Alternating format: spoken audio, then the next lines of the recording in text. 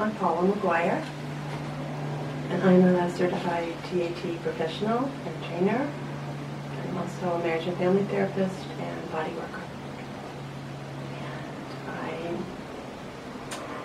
I met Tapas maybe 10 years ago, was introduced to TAT at that time and used it briefly and then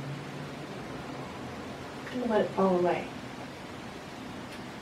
Then I started developing a protocol for fertility enhancement and was looking at various energy psychologies to use, and someone suggested I use TAT, and it was like, oh, I remember that. Went online, found out there was an introductory weekend like 2 weeks later in my neighborhood, so I went. The first day of the training I had, I guess, a big session. And I'm someone who's kept a journal for 20 plus years, so I didn't actually write about it. So the next day I went to write about my big session. I could not remember what I'd worked on. And the power of not only resolving an issue, but having the issue totally disappear just startled me. I'd never had anything like that happen before. So here I am thinking I'm going into something that's going to enhance my professional life, and I'm already finding it's altering my personal life. One of the things I love about the certification program is that we are required to have 25 sessions with others and to do 25 sessions on ourselves. So a lot about the work is calling on to look at themselves. I consider TAT a spiritual practice as well as a professional practice as well as a personal practice. Changed my life. It's changed the life of my clients. I have a story.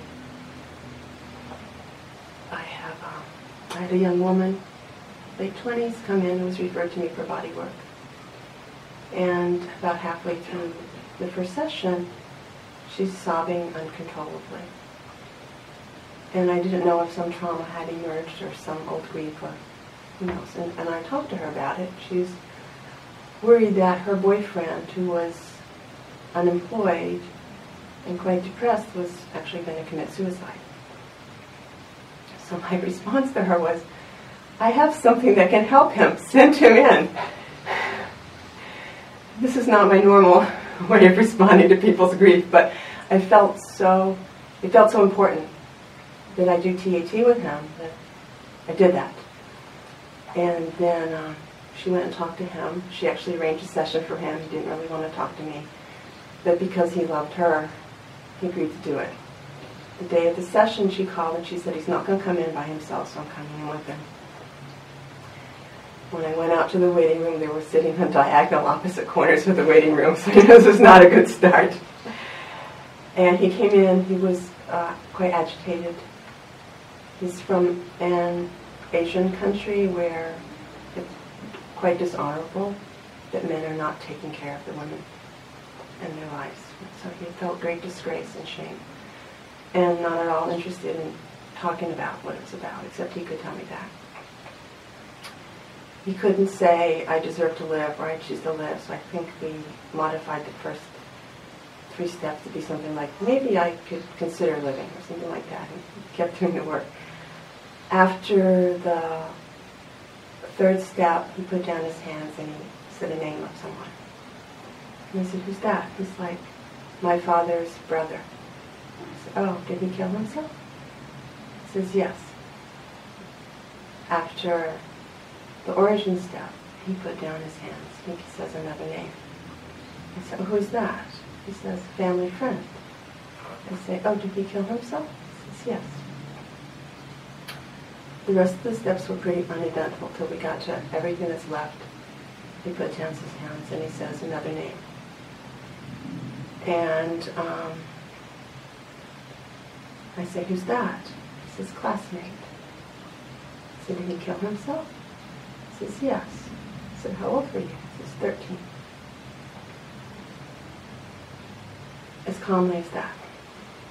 At the end, I think that what we had done is the choices were something like, I choose to allow more ease, or something very simple. The girlfriend in the meantime was holding the post along with him and focusing on whatever was distressing to her. So at times there were tears running down her face, and at times she was very inward, but she didn't say anything. At the end of the session, he sat back and he smiled, and he said that he had prayed the whole way over that the train would break down, because they came on public transportation. They left. 2 days later, I got a call from the girlfriend that she'd gone home after the next night after the session, and he wasn't home, and the fear was that he'd actually gone out and killed himself. And he'd actually found a job that day and started working the next day.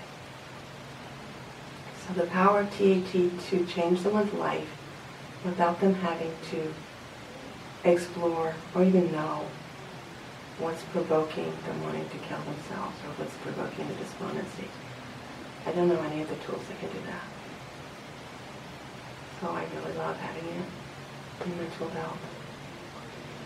It's also one of the few techniques I use with people where somewhere in the middle of a session, someone will put their hands down and go, I need to learn this. So I'll go, okay, I'll see what I can do about helping with that. I'm really excited about it. I love the work. I'm excited to be here. This symposium has been totally transformative in terms of letting me go to really deep place and just be in it and emerge. And I just appreciated the spaciousness of the entire community in that, and your presence, Tapas.